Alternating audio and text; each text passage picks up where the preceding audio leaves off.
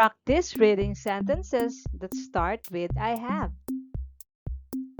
Children, read with me.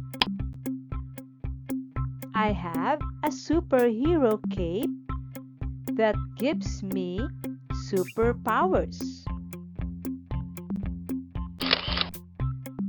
I have a magical wand that can make wishes come true.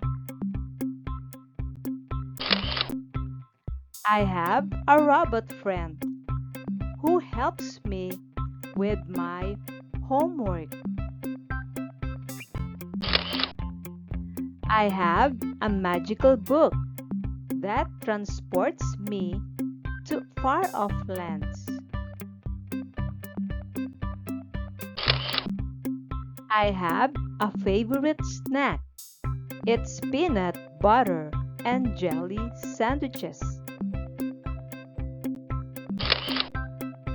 I have a pet goldfish named Bubbles who swims in a little bowl.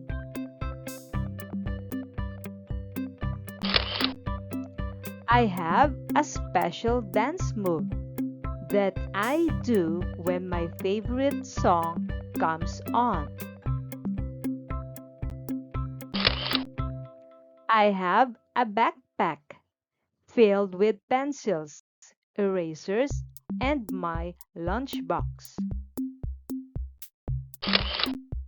I have a best friend who loves playing tag at recess.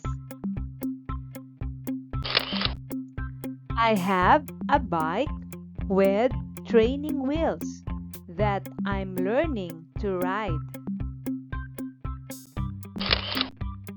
I have a favorite bedtime story that my mom reads to me every night.